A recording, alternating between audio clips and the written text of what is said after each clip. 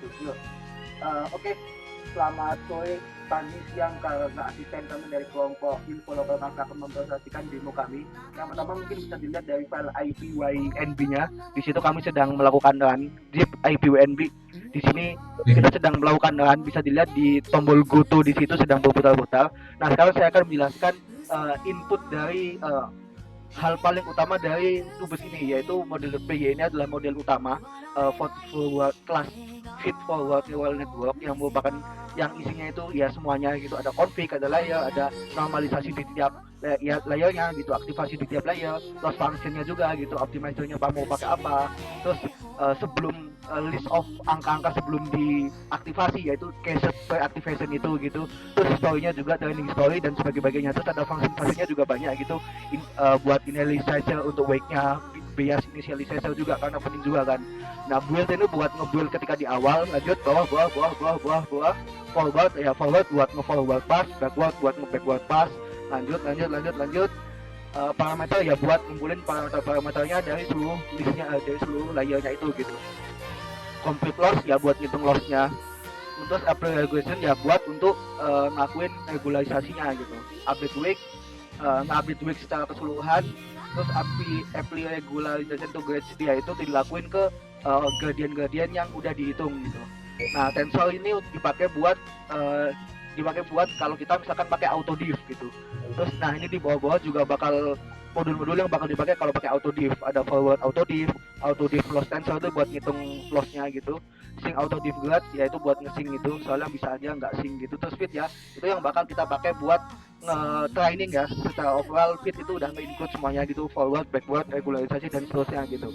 Lanjut bawah, itu juga ada training per efforts-nya, tadi bisa dilihat ada efforts-nya, terus ada juga batching juga di sini gitu buat di backward-nya. Lanjut bawah. Nah, untuk nge-predict gitu apa hasil dari inputnya gitu, dia bakal menerima suatu input X dan bakal di forward, bakal dicek hasilnya apa gitu. Save ya buat nge-save konten dari modelnya itu apa, parameternya itu apa, weight-nya itu apa aja gitu. Load ya bakal yang seperti tadi kita bilang bakal nge-load si feed forward neural network ini berdasarkan isi dari pad yang dikasih gitu. Nah, kalau ngeplot ya udah ngeplot gitu, ngeplot bawah. Nah, terus ada dua plotting ya, berarti ya plotting gradient distribution dan plotting loss history. Bisa lanjut untuk penjelasan kode bagian arsitektur SSNN. Silakan. Oke, lanjut aja, kita cepat aja. Yang pertama komponen dance layer. Mana ya? Layer, jadi ini komponen dance layer. Ada yang pertama init yang menerima in features sama out featuresnya, sama apakah pakai bias. Dan kalau pakai bias di input dipakai bias initializer-nya. Ini fungsi initialize-nya yang tadi masukin semua bias inisialisasi. So ini ada forward, buat ngitung forward ini cuman kali dengan weight, input kali weight. So di cache, ini juga di cache inputnya karena bakal digunain untuk di backward. Habis itu kalau pakai bias ditambahin bias, habis itu di return hasil perhitungan tadi. Habis itu backward propagation, ini menerima hasil dari loss function. Habis itu loss function yang dikali dengan kalau lihat dari di backward sini, ini dikali dengan activation derivative karena itu ngikutin chain rule aja. Jadi udah dikali loss turunan loss terhadap out, habis itu dikali dengan turunan out per net, yaitu derivative activation. Habis itu sekarang di backward sini yang di dance layer ini dikali dengan turunan net per weight, yaitu x input. Makanya tadi perlu di caching biar ntar nggak usah perlu lagi, tinggal diambil dari yang sebelumnya, jadi tinggal yang hasil tadi dikali dengan input buat dapetin weight gradient weight-nya. Sebentar dimasukin ke set ke weight ini buat dihitung, sama bias juga dihitung menggunakan sum grade out. Ini sama aja karena ya bias gitu. Habis itu ini dx sama aja, cuman kalau ini kan turunan terhadap x, makanya dikali dengan weight. Terus ada parameters, dia nge-return semua self.weight sama biasnya. Habis itu setelah itu kita lanjut ke activation. Di activation ada ya kita ngimplement semua yang wajib, habis itu ditambahin Licky Relu sama Elu. Yang pertama ya kita ada base class-nya, habis itu ada yang linear, ya ini nge-return sesuai ya linear. Habis itu ini kalau derivatifnya nge-return 1, habis itu kalau Relu nge-return X, atau kalau lebih kecil daripada 0 berarti 0. Habis itu kalau derivatifnya kalau lebih kecil dari 0, 1, kalau lebih kecil daripada 0, 0, kalau lebih besar daripada 0, 1. Itu sigmoid. Kalau sigmoid ini ada, kan ini rumusnya ini, cuman ada permasalahan dari np.exponen nggak bisa nerima z minus z yang gede, maka ini kita dibagi 2, sehingga kalau yang positif dihitungnya kayak rumus biasa, cuman kalau yang negatif ngitungnya pakai kayak gini. Sebenarnya sama aja, cuman kayak biar nggak kena masalah dari sini aja. Habis itu ya itu kalau derivatifnya sesuai yang di spek, sigmoid kurang ya hasil sigmoid kali 1 kurang hasil sigmoid. Habis itu yang tanha ini udah kita pakai yang di NumPy. Habis itu kalau yang derivatifnya ini bisa disimplifikasi menjadi kayak gini. So kalau softmax ya kita ngitungnya sesuai spek aja lah, kurang lebih ini ngitungnya bakal kayak gini. Habis itu derivatifnya nggak ada, karena kalau ini kita pakai yang bukan simplifikasi juga sih, cuman pokoknya biar lebih mudah ngitungnya, kita nggak ngitung di sini, tapi ntar di kelas loss function gitu. Jadi kalau Licky Relu ini sama aja kayak Relu, cuman nggak, kalau kurang dari 0 nggak sama dengan 0, tapi dikali negatif slope. Sama kalau derivatifnya ya kayak Licky Relu, kalau lebih daripada 0 negatif slope, cuman kalau lebih besar daripada 0, 1. Terus kalau Elu ini mirip kayak Licky Relu, dia kalau kurang dari 0 dia dikali rumusnya itu alfa, ya ginilah rumusnya. Habis itu derivatifnya sama kayak cuman turunannya ini, kalau kurang dari 0 itu, kalau turunannya berarti alfa kali eksponennya, ya itu. So ini get activation function biar ntar memudahkan buat nge-initialize function activation function. Terus ke loss function dari atas dulu. Loss ini ada base class sama, itu MSE yang forwardnya sesuai spek. Ini habis itu sama backwardnya sesuai spek. Habis itu binary cross entropy, ya ini kurang lebih ngikutin spek, cuman kita nambahin perlu nge-clip, karena kalau nggak di-clip, kalau misalkan nilai y-nya itu genap 1 atau genap 0, nanti bisa error di np-log ini, karena kalau np-log natural 0 kan jadi undefined, ini jadi rusak. Sama kayak ini nggak boleh 0, ya ini. Sama yang ini, kalau yang derivatifnya juga di-clip juga, karena ntar dibagi dengan ini nggak bisa, kalau predictionnya 0 dibagi 0 kan rusak, jadi itu juga harus di-clip juga. Terus itu categorical, ini ya ngikutin spek juga sih rumusnya, cuman sama di-clip juga biar menghindari error dari np-log ini. Itu yang ini sama juga yang derivatif. Itu yang softmax ini dipakai buat ngitung gradiennya. Kalau kita agak beda sama spek. Kalau kita yang loss function ini nggak ngitung DL/DW langsung, cuman kita ngitungnya D loss per D out dulu, baru ntar di modelnya dikali sama ini yang D out per D net, berarti itu sama ya dikali derivation, habis itu baru yang tadi masuk ke dense backward. Nah kalau yang yang softmax ini adalah suatu exception, Dia karena kalau softmax derivatifnya itu kayak ribet gitu, kita makanya jadi kalau yang loss function pakai yang softmax, dia langsung return D, ya harusnya dia itu langsung return DL per DZ-nya. Jadi dia nggak perlu dikali apa namanya derivative of the activation function. Ya kurang lebih gitu. Habis itu ini ada get loss sama ini buat ngemudahin buat menginisialisasi. Habis itu uh, lagi gue tadi udah ya? Udah sih. Oh ya udah. Silakan ya.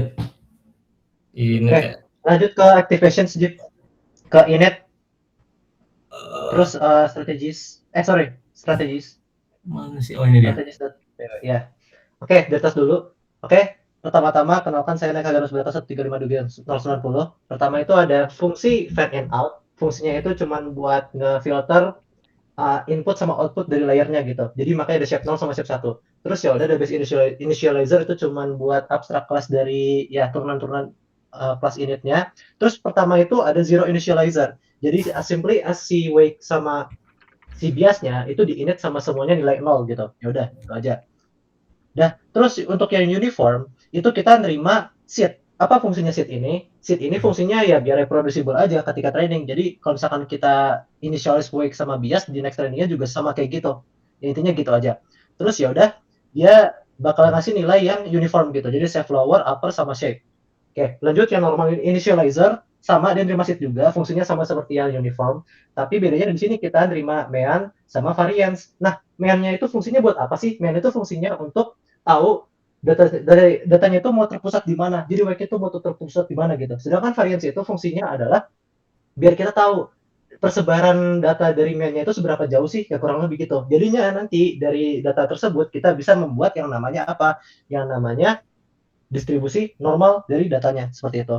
Ya udah, langsung ke Xavier. Nah, Xavier ini agak berbeda. Jadi mungkin ditermisasi sedikit ya. Biasanya kalau Xavier itu digunakannya misalnya fungsi aktivasinya itu adalah tanha atau sigmoid. Sedangkan untuk yang HE itu biasanya buat relu atau elu. Kenapa? Oke, karena kalau tanha di sekitar titik awal atau 0 itu dia cukup linear. Jadi kita mencoba untuk meng-keep nilai variance di sekitar 0 itu lebih terjaga. Itu kalau yang Xavier. Kalau yang HE karena si relu itu dia ngilangin fitur-fitur dari neuronnya, kita tuh butuh nilai yang big enough buat bikin dia seimbang. Jadi nilai dari Xavier ini bakal lebih kecil, sedangkan HE itu lebih gede.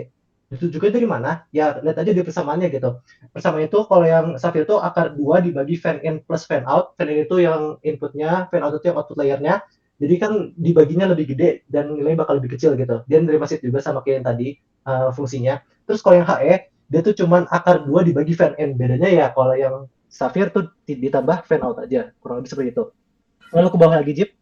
Ya, ini list of initializer itu cuman buat alias gitu ya. Kalau get initializer tuh dia dipanggil dari model.py, fungsinya ya buat ngemetain ke si strategis.py ini sama ngoper argumen yang dilempar pakai keyword. Gitu. Selanjutnya yang visual Jeep langsung ke distributions.py. Ya itu. Oke. Ya kita menggunakan library matplotlib buat ya ininya lah.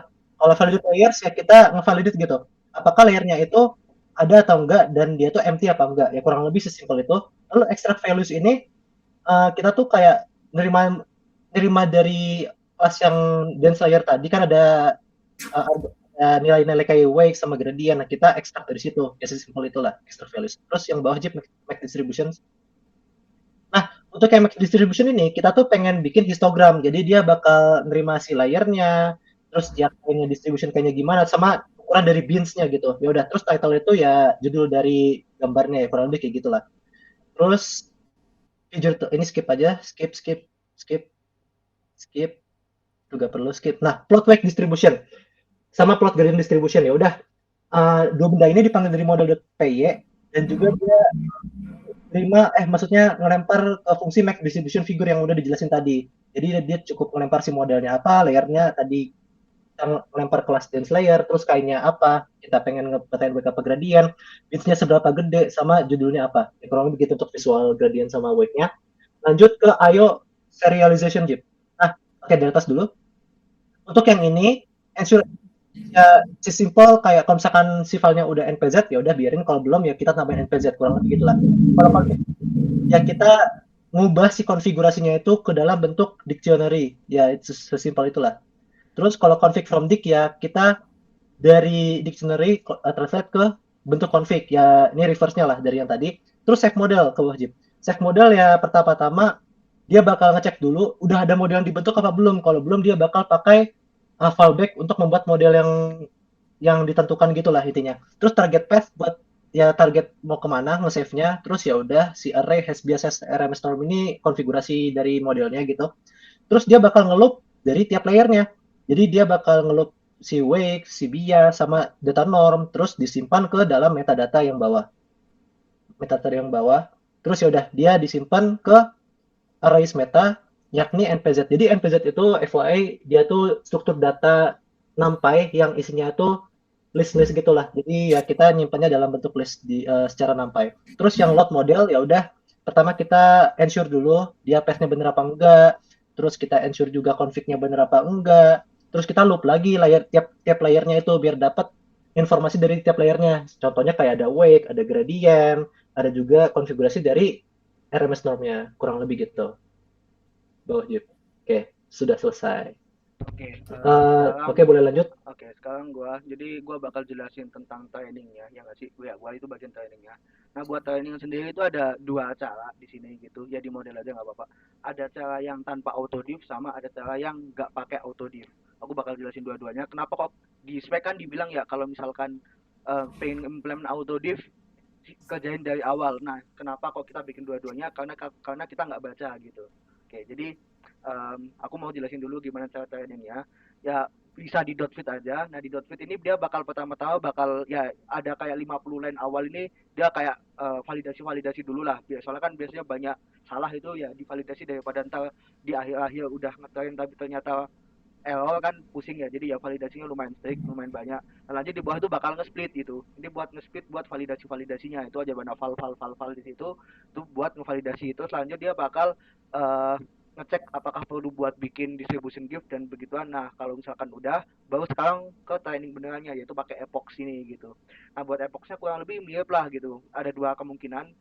Either oh ya di sini ada epoch sama ada batch size. Ya ada epoch sama ada batch size. Jadi ntar trainingnya apa batch size aja sebenarnya. Nah, buat trainingnya ada dua cara, either pakai autodiff atau enggak pakai yang no autodiff. Meskipun di situ kayak di kelihatannya di situ itu kayak oh kenapa kok di yang non autodiff kok nggak ada apply regulation bla bla bla bla bla bla. Sebenarnya ada, cuman hidden aja gitu di dalam file yang lebih terdalam gitu. Mungkin nanti bisa kita tunjukin aja gitu. Nah, regularisasi sendiri itu apa? Regularisasi itu kayak cara biar dari si model ini tuh biar nggak overfit secara brutal gitu. Jadi misalkan nanti contohnya itu kalau misalkan ada wake yang gede banget itu ntar bisa overfit brutal gitu. Nah, regularisasi ini dipakai biar overfit biar ada wake-nya itu kayak nggak ada yang bakal kena penalti gitu lah kalau misalkan gede banget gitu. Ya, terus ada regularisasi L1 sama regularisasi L2 gitu. Kalau L1 dia pengen biar ngepenalti biar jadi mendekati nol, sorry, ya biar semakin nol gitu. Tapi kalau L2 itu biar semakin kecil gitu. Ya, kurang lebih mirip sih sebenarnya. Cuman ya level 1 level 2 gitu ibaratnya. Terus lanjut. Nah, buat stepnya ya mirip lah di situ ya. Kalau misalkan line 491 sampai 494 itu ya di forward dulu, terus di complete loss-nya, habis itu di backwardin, terus di backward lagi gitu.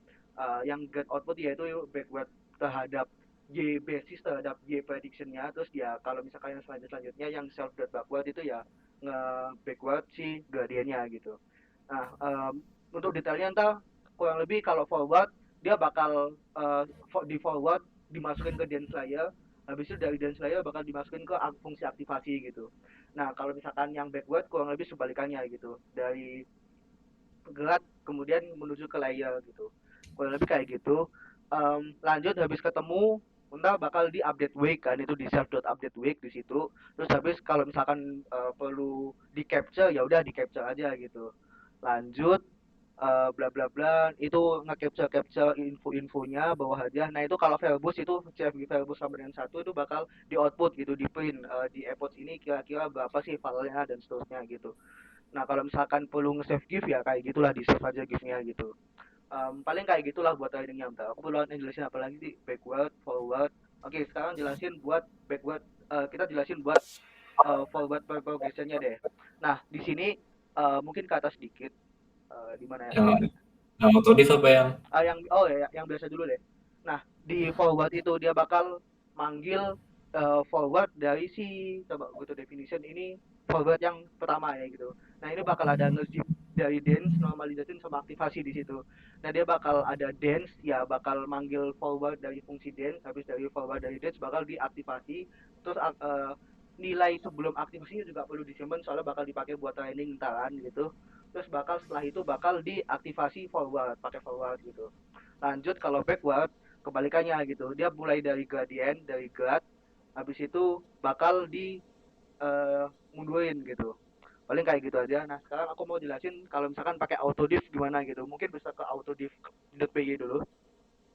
autodiff.py Nah, di mana tuh? CTLP aja ya. Ini.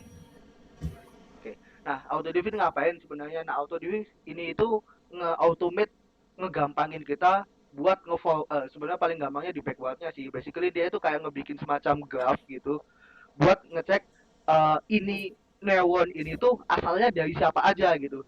Nah, kenapa kok ngelakuin itu? Ya biar ngelakuin derivatifnya itu nggak perlu aneh-aneh, nggak perlu pakai matematika yang ribet banget, aneh-aneh gitu nggak perlu gitu. Ya meskipun ada dikit sih. Basically dia bakal tahu aku tuh dibentuk dari siapa sih gitu, dari nah misalkan dari kelas tensornya itu line 63 itu punya parent gitu di line 68 gitu, parentnya ya tensor sendiri gitu, tensor-tensor lain gitu. Nah terus nanti di bawahnya ya bakal ada fungsi-fungsi kayak fungsi-fungsi matematis, ada kayak add, mul, subtract, ada matrix multiplication juga gitu, dan setiap fungsinya juga ada cara ngitung backwardnya juga gitu di situ. Nah itu bakal kepake banget biar ngitungnya biar gampang gitu. Um, Lanjut terus di bagian auto diff engine juga yang keduanya ya itu bakal yang ngelakuin kelas auto diff engine ini bakal kelasannya bakal ngelakuin entire auto diffnya gitu. Auto diff engine bawah harusnya CTRL auto diff engine. Nah ini. Nah ini bakal ada topological sort. Nah buat apa ada topological sort ini? Soalnya kan mungkin aja ntar waktu di ini kan kita nggak tahu ya mana yang di layer 1, mana yang di layer 2, mana yang di layer 3 dan seterusnya, kita mungkin bisa aja nggak tahu gitu. Nah dengan pakai topological sort ini kita bisa tahu gitu intinya itu apa dari parameter dan dari tahu parennya apa gitu, dari neuron, dan kita tahu neuron itu punya parent siapa, kita bakal bikin suatu order yang dimana kita itu harus ngitung eh, ngitung parennya dulu sebelum ngitung anaknya itu. Jadi kayak guardiannya itu bakal dihitung secara urut gitu, pakai order itu gitu. Itu topological sort kurang lebih kayak gitu. Nah, setelah kita tahu topological sortnya kayak gimana, ya udah bisa di backward dengan gampang gitu. Nah, kurang lebih kayak gitu. Itu buat autodiff. Buat forwardnya sebenarnya juga straightforward juga sih, soalnya kan mirip lah kalau forwardnya gitu. Lanjut sih autodiff udah. Buat regularization mungkin bisa CTRL shift F, CTRL shift F buat Duh. regularization.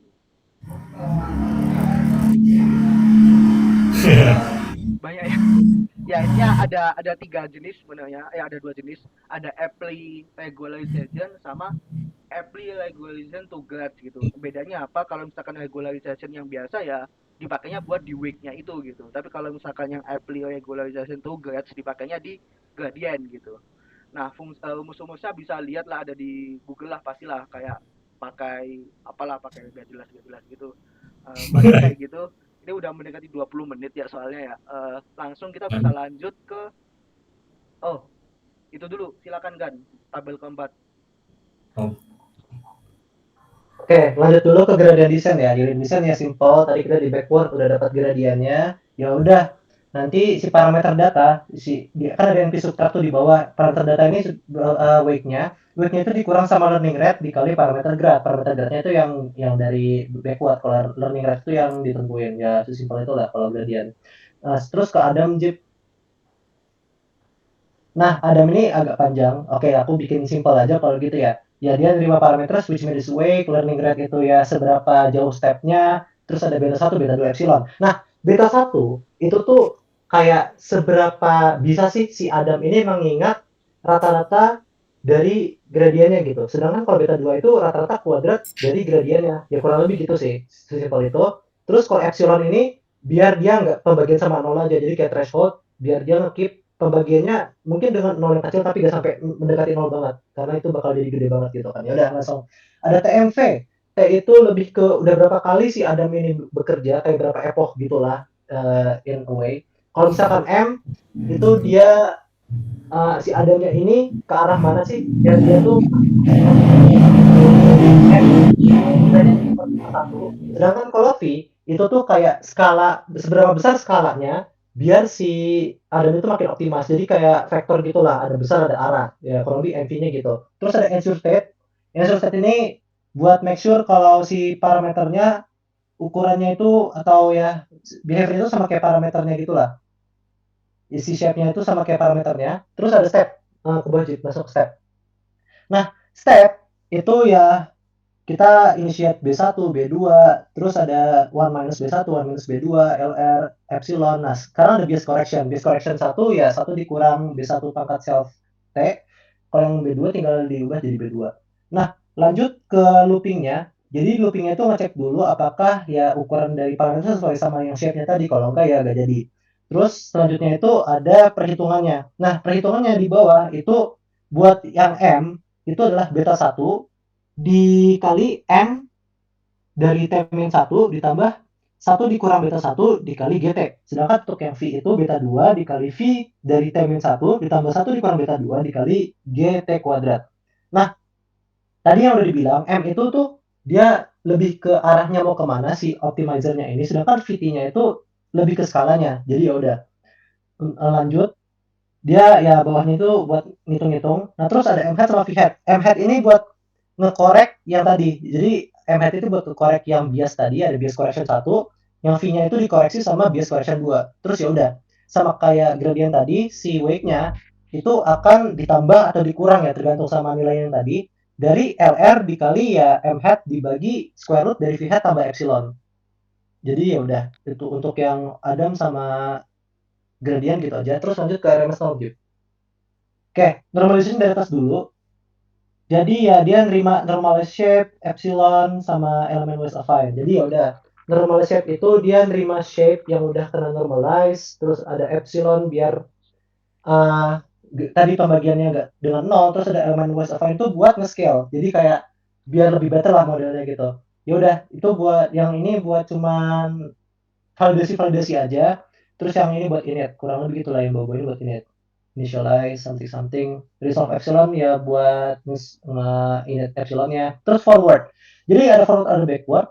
Nah, RMS ini sebenarnya kayak dia tuh nggak initialize suatu weight sama bias juga di setiap layernya, tapi dia tuh sebagai penyeimbangnya gitu loh. Jadi contoh kalau di forward, dia itu ada self scale data di type, ya pokoknya dia nginit si di type-nya apa, terus x-nya apa, terus ya udah nanti dihitungnya itu dengan cara si kita hitung main square-nya dulu. Main square-nya itu ya x kuadrat, terus nanti inverse dari RMS-nya itu 1 dibagi akar dari main square-nya ditambah epsilon. Nantinya di akhir bakal dikali sama x lagi. Jadi nanti kayak x dibagi akar main square-nya ditambah epsilon dari yang udah ditentuin gitu dari threshold-nya. Ya udah. Yang bawahnya cuma nge-cache doang. Terus yang backward langsung backward gitu. Yang backward kurang lebih ya mirip lah, cuman bedanya di sini kita tuh nerima fiturnya dulu, jadi ada inner, ada fitur, dia nerima itu dulu. Terus kita ngitung invert RMS-nya, tapi dia di cube dulu. Jadi invert RMS-nya pangkat 3. Kan tadi di forward-nya kita tuh nyimpan nilai dia sama invert RMS, jadi tinggal diambil dari situ aja.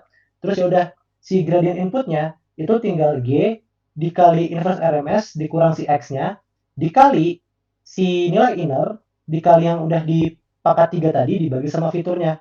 Ya udah. Nantinya kalau misalkan scale-nya itu 6, kita tinggal normalize si array-nya kali inverse RMS, terus ya udah kita dapat reduce access-nya yang akan disimpan di konfigurasi modelnya. Kurang lebih gitu aja sih untuk RMS norm. Udah. Harusnya udah. Oke. Belum ada tentang training loop, enggak, tadi udah gua jelasin sih, itu mengembalikan data history udah sih tadi, training pipeline load state processing sesuai kebutuhan. Oh itu ntar bagian. Lanjut aja kita ke APNB.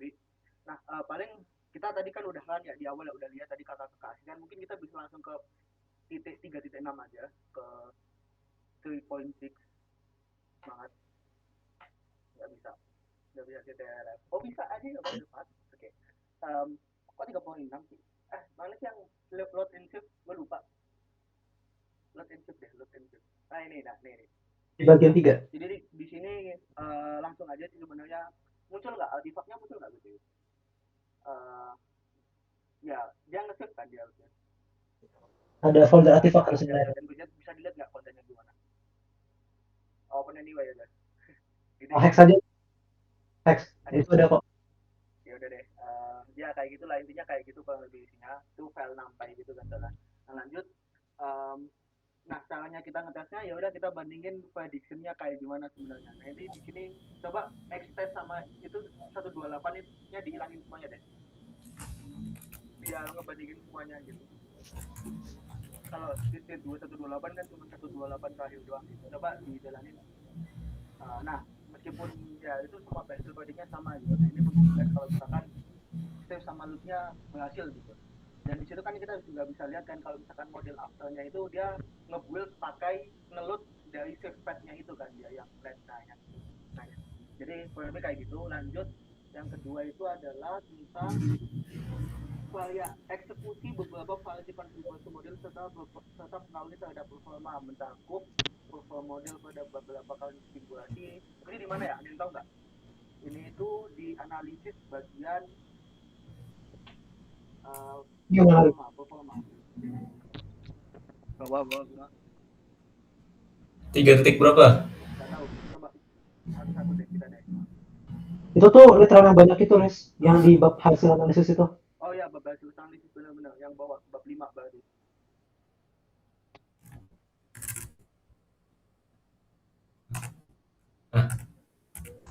Wait. Nggak ada bab 5 aja. Bab 4 berarti. Langsung ke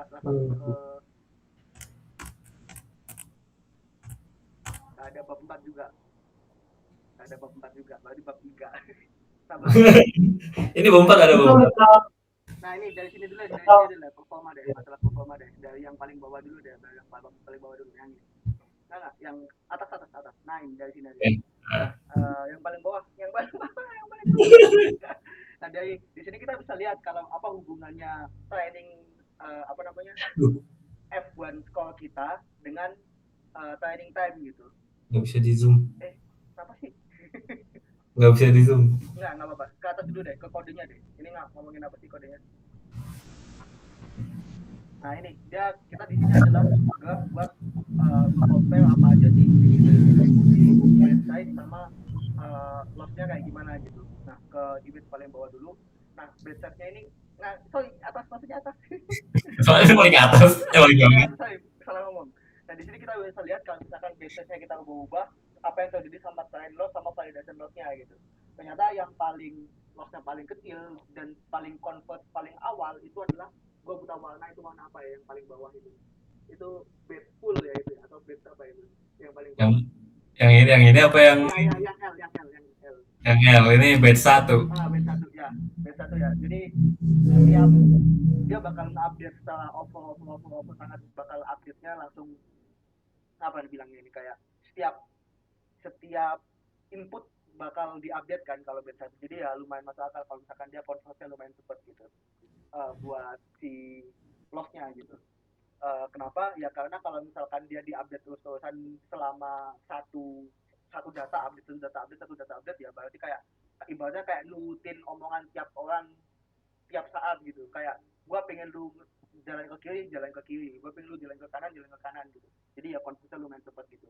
Di selain validasinya, dia jadinya karena dia kayak langsung tiap website satu dia bakal langsung lakukan perubahan, di validasinya jadi lumayan nggak terlalu general gitu. Dia lumayan menghadapi overfit ya di situ ya. Bisa dilihat di situ kayak dibandingin sama performa batch 32 sama batch 64, dia ujungnya di effort ke 60 dia lumayan beda jauh gitu. Ya, jadi ya kalau ngomongin general di data validation yang paling bagus tetap sih batch 32 sama batch 64 ya. Buat distribusi gradient bisa dilihat di kalau misalkan di distribusi bobo di layer 0 ya. Kalau misalkan di batch 1 itu bisa dilihat dia distribusinya lumayan normal ya, bukan lumayan normal, lumayan merata gitu ya, lumayan merata di antara 0,4 sampai 0, negatif 0,4 gitu, lumayan merata gitu. Tapi di sisi lain kalau misalkan distribusi gradiennya itu hampir semuanya di 0 gitu. Lanjut di batch size layer 2 bawah dikit. Nah di sini udah lumayan kecil banget ya angkanya ya. Buat distribusi bobot dia udah hampir nggak ada pola yang lumayan berarti. Tapi di distribusi gradient dia hampir semuanya negatif ya, itu karena dia di 0,0 sangat tinggi sekali gitu. Jadi ya itu lumayan negatif semua gitu. Artinya berusaha buat ngecilin si lossnya gitu ya. Lanjut buat training bed size. Nah di sini bisa lihat kalau misalkan bed satu trainingnya lama banget gitu, karena dia kan bakal ngupdate satu persatu gitu gitu. Jadi kayak akses ke datanya itu bakal diakses terus-terusan gitu. Sementara kalau bed 32 ya ibaratnya kayak misalkan kalau kita ngedownload 32 file satu persatu sama 32 file di zip gitu kan, kayak pipanya ada banyak gitu kan, kalau misalkan banyak agak lambat gitulah kita bilang. Jadi makanya dia sangat lambat gitu. Nah, tapi untuk training time dan F1 score-nya di sini bisa dilihat kalau misalkan F1 score-nya yang paling bagus ternyata di 32 gitu. Ini datanya 0,85 ya, itu mungkin ya sekitar ada 0,801 gitu mungkin kali. Oke, seperti itu ya. Lanjut ke atas lagi, ke atas lagi, ke atas lagi, ke atas lagi, ke atas lagi, ke atas lagi, atas lagi, atas lagi. Ada lagi nggak yang perlu dianalisis? Ini buat udah sih nggak ada sih harusnya. Oh ada ini. Ini itu loss, grafik loss terhadap effort gitu ya. Nah lumayan mirip lah kalau kita bandingin antara autodiff sama ini. Oh ya Manual. benar-benar. Lumayan mirip ya harusnya ya itu ya. Nggak ada terlalu beda grafik atas sama Ya, grafik bawah. Mungkin bisa dilihat kalau misalkan nggak sih sama persis ya itu ya. Mungkin bisa dibandingin itu di time-nya ya. Kalau ya, misalkan datanya itu hampir persis, sangat sangat hampir persis gitu. Yang beda di time-nya gitu. Di bagian manual tanpa tengah. autodiff 1 detikan gitu. Boleh lanjut. Mungkin bahkan itu berbeda dikit itu bukan karena apa, tapi mungkin karena gara-gara perbedaan hit atau apa mungkin gitu ya, kayak misalkan kan ada agak random dikit gitu kan ya, harusnya enggak ya, tapi ya soalnya kan ada hitnya di random initialization. Tapi baik, lanjut ke atas. um, ini adalah perbandingan antara, ini adalah distribusi wake ya, ini ya distribusi wake yang Ini pokoknya variansi-variansi. variasi Nah, bawah dikit. Ini tuh ya loss sama effort kurang lebih kayak gitu. Kalau misalkan tanpa LMS nol, tapi kalau pakai LMS nol itu sebenarnya bisa dilihat di skalanya lumayan mirip ya, betul ya, itu skalanya di sekitar 0,25 per peta gitu. Nah untuk tanpa LMS nol ternyata di sini melakukan hal yang tidak kita duga gitu. Ternyata dia performnya cukup ngaco gitu di file loss-nya gitu. Dia naik gitu setelah effortnya sedikit hilang, atau kenapa mungkin bisa di ini width ya, iya benar width. Mungkin bisa dianalisis lebih lanjut, tapi dari kami masih belum ada alasan kenapa kok pala. Oh ya, sequence kan belum ada di sini ya. Itu ntar itu di atas itu, di atas lanjut dan, di atas. Ini apa? Ini distribusi baik. wake ya. Distribusi wake bisa dilihat kalau misalkan pakai yang bawah itu, pakai ya yang bawah ya itu ya. Oh iya Eh, benar. without, enggak, ini without, ini nggak pakai buat weight, habis itu gradient, Nah, habis itu itu. yang kita ngomongin wake aja deh. Wake kalau misalkan pakai LMS 0, tanpa LSM 0 hampir semuanya kayak di antara negatif 0,1 sama 0,1 lumayan merata gitu. Sementara kalau pakai LSM 0 di bawah layer 0-nya, nah di situ dia lumayan, nah yang atas, Enggak, ini bener. emang iya itu. Oh Iya, iya benar. lihat. Nah itu bisa dilihat kalau misalkan dia itu juga lumayan merata, tapi di sisi lain juga lumayan menyebar juga gitu ya. Negatif 0,1 sampai negatif sampai 0,1, tapi lebih menyebar dikit gitu. Boleh. Nah kalau misalkan di layer 1 juga kalau misalkan pakai LMS dong dia lumayan terlihat lebih normal gitu. Sementara kalau misalkan di atasnya yang layer 1 tanpa LMS 0 dia agak uh, lumayan normal, tapi lebih banyak yang ada di gradient positif juga gitu. Terlihat dari garisnya itu garis tengahnya itu sangat di kiri banget gitu. Oke, lanjut ke atas, ke atas, ke atas, ke atas, ke atas, ke atas. Nah ini itu yang bawah ya. Nah ini optimizer gradient descent vs Adam. Ini pakai apa btw? Ini tuh pakai Apa defaultnya? defaultnya harusnya sigmoid ya harusnya. Ya udah lanjut aja deh. Oh LU pakai LU. Lalu Lanjut. Yang mana tadi? 3.1. Nah 3.2 berarti. Oh ya 3.1. Nah di sini kalau pakai optimizer bisa dilihat kalau pakai gradient descent itu dia converge-nya baru di sekitar AirPods 20 30-an 30 sampai 40-an gitu, itu lumayan baru converge. Sementara kalau pakai Adam kita lihat, nah itu sebenarnya dia converge-nya lumayan cepat gitu ya, dia mencapai 0,475 atau sekitar 0,48an voltnya itu di sekitar AirPods kelima gitu. Nah tapi masalahnya adalah setelah itu dia nggak punya kemampuan buat terus-terusan turun gitu. Tapi ya detailnya turun, tapi di file ternyata enggak gitu. Kalau pakai misalkan pakai punya Adam gitu. Dan pakai Adam ternyata juga lebih lambat gitu. Bisa dilihat di time time-nya sekitar 2,17 gitu. Untuk performa F1 cukup jelas lebih bagus punyanya Gradient Descent gitu. Mungkin bisa lanjut ke atas. Ini perbandingan, ya ini kalau perbandingan kita bandingin sama library kurang lebih mirip sih gitu F1-nya gitu. Malahan lebih bagus punya kita gitu. Oke lanjut bisa ke atas lagi.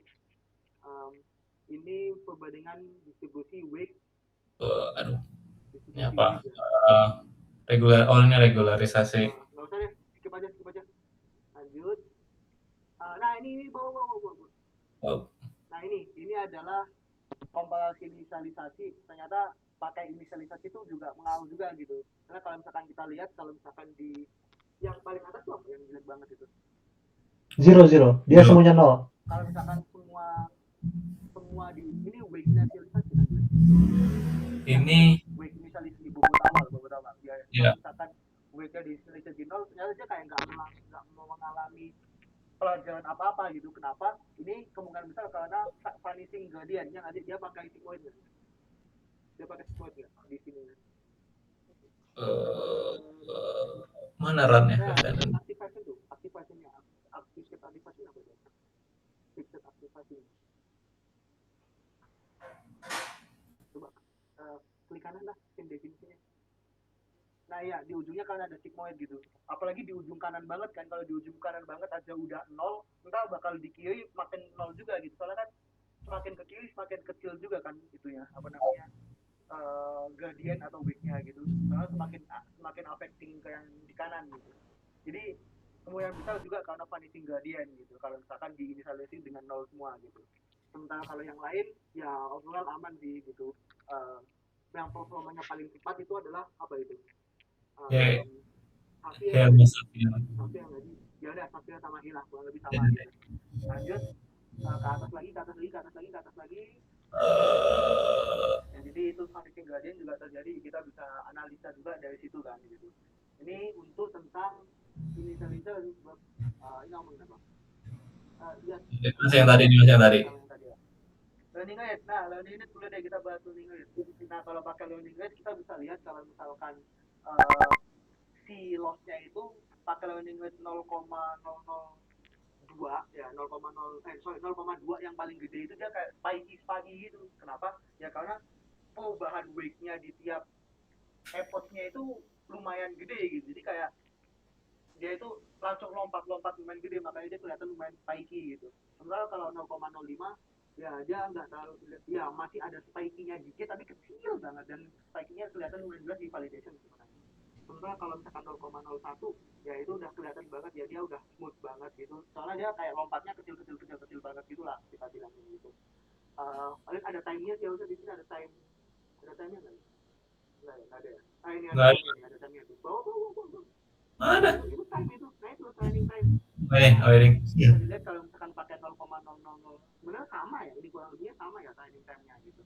Karena hampir semuanya di 1,6 sampai 1,66 gitu. Yang beda adalah tentang F1 score-nya gitu. Bisa dilihat yang paling tinggi itu adalah 0,01 sama 0,05 gitu. Jadi ya kita harus milih balance antara kecil banget dan juga gede banget, jangan terlalu over gitu lah gitu.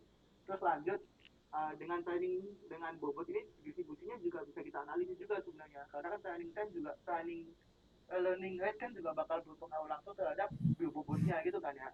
Bisa dilihat kalau misalkan learning rate-nya di 0,001 dia lumayan lumayan menyebar di semuanya gitu. Kenapa ya? Karena dia buat geser tuh butuh effort yang lumayan besar gitu, jadi lumayan menyebar gitu. Sementara kalau yang lain dia lumayan fokus di nol gitu, jadi bisa lumayan terlihat dari situ juga sebenarnya. Lanjut ke atas aja, ke atas. Lanjut. Iya udah Eh, sih. Ntar. Tentang Eh, learning rate udah sih sebenarnya, udah sih tentang konsepnya kurang lebih kayak gitu aja sih, daripada udah kelamaan banget kayak ini udah 40 menit juga. di fungsi aktivasi sih. Oh, fungsi aktivasi boleh deh, kita bahas fungsi aktivasi. Nah, bisa kita lihat di sini Mas. kalau misalkan pakai yang paling atas apa sih aja? Linear. Oh itu linear. Emang iya. Gua buta warna kayaknya. Yang paling atas tuh maksudnya yang garis ini. Ya, Hijau tuh sigmoid Sigmoid, sigmoid. itu. Oke. Nah, bisa lihat kalau misalkan sigmoid dia kayak nggak belajar sama sekali kan. Nih, kita lihat deh inisialisasinya dia pakai apa inisialisasinya? Si Maldon ini. Dia fungsi, nah, nggak kelihatan ya. Aduh, jauh banget nih.